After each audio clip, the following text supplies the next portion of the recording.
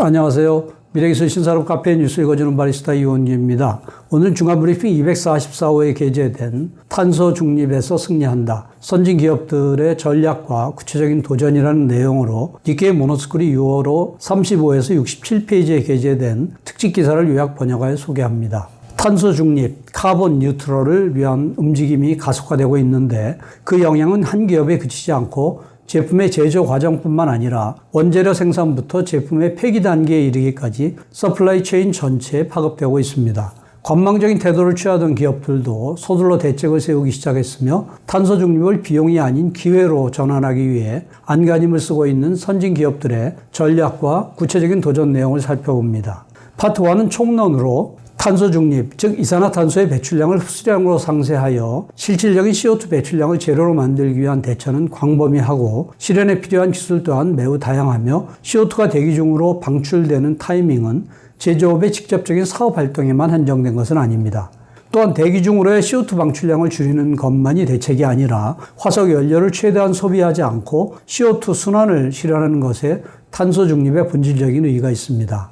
그 성패의 관건은 기술로 제조업에게는 투명한 활동과 편리한 사회를 양립시키는 기술 및 제품 개발을 통해 사업을 확대시킬 수 있는 절호의 기회라고 할 수 있습니다. 탄소 중립의 움직임은 1990년대 후반부터 서서히 활발해졌는데 해외에 거점이 있는 글로벌 기업들은 2000년경부터 유럽을 중심으로 형성된 이 같은 조류를 감지하여 대응에 나서기 시작했습니다. 스가 총리는 소신 표명 연설에서 2050년까지 온실가스 배출량을 실질적으로 제로로 한다고 선언하였으며 2021년 4월에는 2013년도 배출량 대비 26%였던 2030년 시점의 온실가스 감축 목표를 46% 삭감으로 상향 조정하여 2조 엔의 그린 이노베이션 기금 등으로 정부가 잇따라 본격적인 탄소 중립 관련 시책을 내놓음으로써 그동안 관망하던 기업들도 정부 시책에 떠밀리듯 따라야 하는 상황에 이르렀습니다. 그러나 정부의 대처나 시장의 요구와 같은 외압에 움직이는 수동적인 발상만으로는 세계 시장에서 살아남을 수 없으며 탄소 중립을 신사업 창출로 연결시킨다는 능동적인 발상으로 비즈니스 기회를 잡아야 할 필요가 있습니다. 탄소 중립의 실현을 위해서는 크게 두 가지 측면으로 하나는 어디에서 CO2 배출량을 감축할 것인가이고 다른 하나는 어떤 방법으로 CO2 배출량을 감축할 것인가입니다. CO2 배출량 감축이라고 하면 제조업에서는 공장 등 제조 단계에서 실행하는 것으로 생각되지만 사용하는 재료와 에너지의 생산 단계와 제품이 사용되고 있을 때에도 CO2는 배출이 되므로 자사의 대처가 어느 단계에서 CO2 배출량 감축에 공헌할 수 있을지에 대한 판단도 필요합니다. 한편 탄소 중립을 위한 각사의 대처는 CO2의 발생량을 줄이는 것 외에도 CO2를 분리 회수에 이용하는 방법이나 CO2의 배출권 구입과 같은 카본 옵셋의 활용을 검토해 볼 필요가 있습니다. 우선 어디에서 CO2 배출량을 삭감할 것인가라는 측면에서 살펴보면 최근에 제품의 라이프 사이클 전체에서의 환경 부하를 평가하는 LCA, 라이프 사이클 어세스먼트가 확산되고 있습니다. 유럽에서는 이 LCA에 의한 규제 강화 논의가 본격화되고 있습니다. LCA를 실시하는 데 있어서 세계적으로 확산되고 있는 것은 서플라이 체인 배출량이라는 사고방식이며 CO2의 배출을 3단계로 분리하고 있습니다. 공장에서의 화학연료 연소 등 사업자 측에 의한 온실가스의 직접 배출이 스코프 1, 전력 등 타사로부터 공급받는 에너지 사용에 따른 간접 배출이 스코프 2, 그리고 스코프 1과 스코프 2 이외의 간접 배출, 이 스코프 3의 3단계입니다.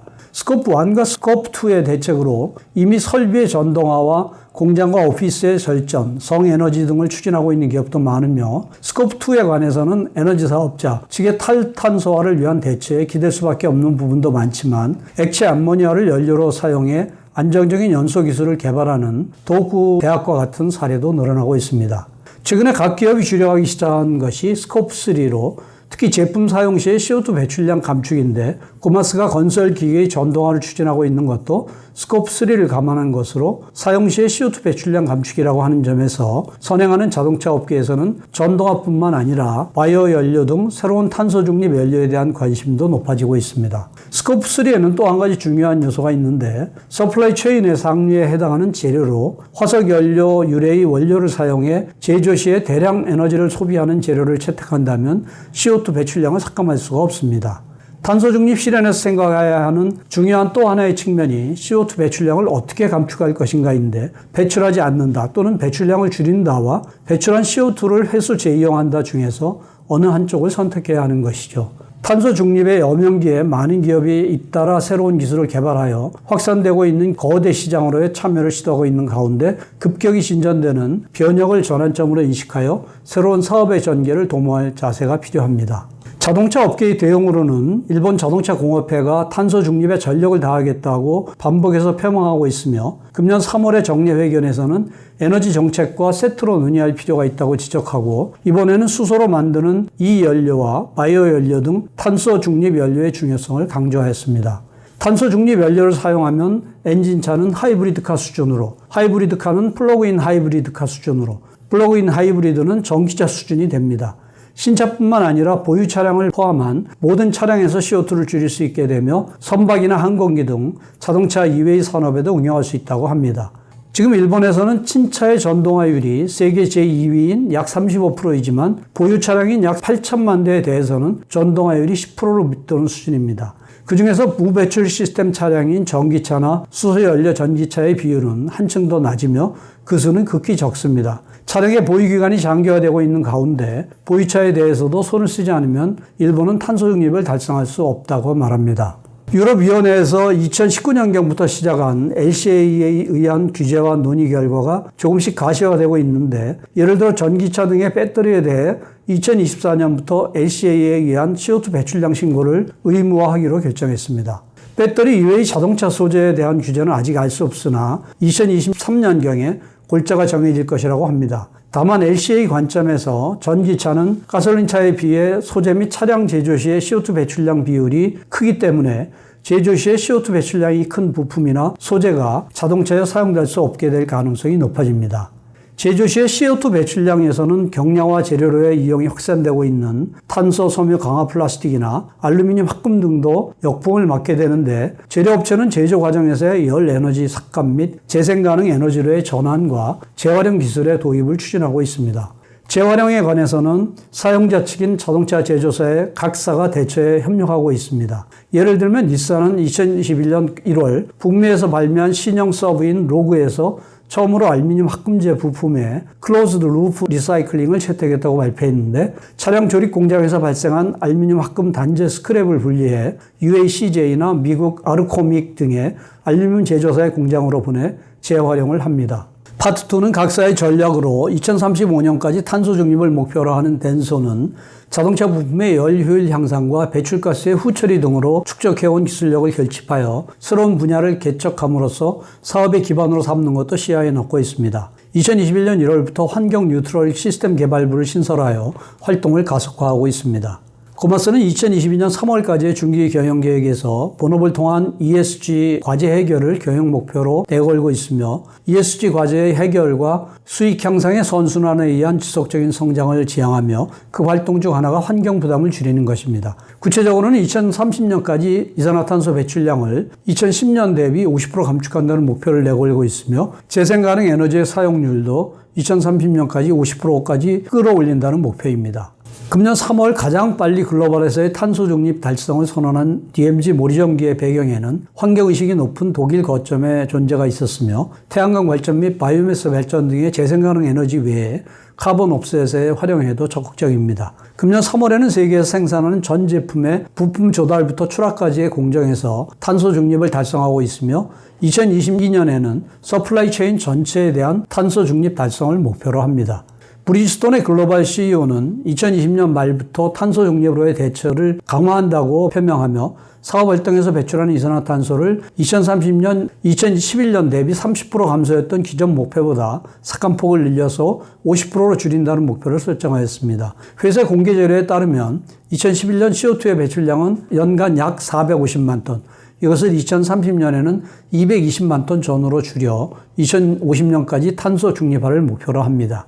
파트 3는 기술편으로 소니는 2021년 4월부터 안정되고 저비용으로 재생가능 에너지를 이용할 수 있는 자가탁송 운영을 시작했습니다. 자가탁송이란 원격지에서 자가 발전한 전력을 전력회사의 송배전망을 이용해 자사의 사무실이나 공장의 송전에 소비하는 것입니다. 소니의 자가탁송의 특징은 자사의 소유지가 아닌 장소에서 자사 소유가 아닌 태양광 발전 패널을 사용하고 있다는 점이며 소니는 이와 같은 조절을 통해 CO2 배출량을 연간 약 192톤 삭감할 수 있다는 계산입니다. 도요타 중앙연구소는 태양광과 이산화탄소 및 물에서 포름산의 나트륨을 합성하는 인공광합성 기술로 태양광에서 포름산으로의 에너지 변환 효율 7.2%를 실현했다고 금년 4월 21일에 밝혔으며 이 성과는 학술지 듀얼에도 게재되었습니다. 이번 7.2%는 세계 최고의 높은 수준이며 셀의 측법을 36by 36cm로 대폭적으로 스케일업하는 장치를 갖추고 있으며 이미 다음 단계로 1m by 1m라는 대형 장치 개발을 추진하고 있다고 밝혔습니다. 도래에는 공장 등에서 배출되는 가스로부터 이산화탄소를 분리 회수할 수 있는 탄소 섬유로 만든 여과막을 개발했는데 도래의 정수기에서 이용하는 중공사막 필터와 비슷한 구조로 CO2를 분리합니다. 수처리 분리막의 연구로 쌓은 다공질체 기술과 탄소 섬유 기술을 활용하여 기존의 CO2 분리막에 비해 가늘고 유연성이 높아 최적당 CO2 투과량 및 제조 비용 면에서 뛰어나다고 합니다. 덴소는 공장이 배출하는 이산화탄소를 회수해 메탄가스를 생성하는 기술 개발을 추진하고 있는데 덴소의 안조 제작소의 전동개발센터 내에 면적 70평방미터 정도의 CO2 순환 플랜트를 건설한다고 금년 4월 7일에 공표하고 2035년까지 탄소 중립을 달성한다는 목표를 내걸고 자체 기술 개발을 가속화하고 있습니다. 탄소 중립을 위해 녹주류의 일종인 연두벌레를 사용한 연두벌레 수지의 연구개발이 가속화되기 시작했는데 금년 3월에 바이오벤처 유글레나가 세이코 앱슨과 NEC 등 10개사 이상의 협의체인 파라리진 재팬 컨소시엄을 설립하고 배양액 및 원료와 중간재의 규격화를 목표로 2030년에 연간 20만 톤 규모를 공급한다는 계획입니다. 대기업 철강사가 용광로에서의 이산화탄소 배출량 삭감에 한층 더 힘을 쏟기 시작했는데 철을 제조하는 용광로는 대량의 CO2를 배출하여 이른 단계부터 업계 차원에서 CO2 배출량 삭감을 위한 기술에 도전해 왔습니다. 그중 하나가 용광로로부터 배출가스에 포함되는 이산화탄소의 30% 삭감을 목표로 하는 코스 50 프로젝트로 일본 제철과 JFA 스틸, 고베 제강소의 국내 고로 3사 및 일본 제철 엔지니어링이 신에너지 산업 기술 종합개발기구의 위탁 사업으로 기술 개발을 추진하고 있습니다. 2016년부터 일본 제철의 동일본 제철소 기미츠 제철소에 소형 시험 용광로를 건설해 실증 시험을 진행해 왔습니다. 도호쿠 대학은 액체 암모니아를 연료로 직접 연소시켜 화염을 안정화시키는 기술을 개발했는데 이 대학은 액체 암모니아를 연료로 하는 가스터빈 개발도 IHI 및 산업기술종합연구소와 공동으로 추진하고 있습니다. 현재 암모니아는 수소의 수송, 저장 등을 담당하는 수소 캐리어로서 주목받고 있지만 연소시켜도 이산화탄소를 발생하지 않는 친환경 연료로도 이용되고 있어서 암모니아를 화력발전소의 가스터빈 연료로 이용하는 길이 열리게 됩니다. 이상으로 요약 소개를 마치며 보다 구체적인 내용은 센터 홈페이지 hjtic.snu.ac.kr에 미래기술 신산업 코너를 참고해 주시기 바랍니다. 다음 주에는 탄소 중립과 5G가 만드는 인더스트리의 4.0의 새로운 무대, 하노버 메스의 2021 보고라는 내용으로 소개하도록 하겠습니다. 감사합니다.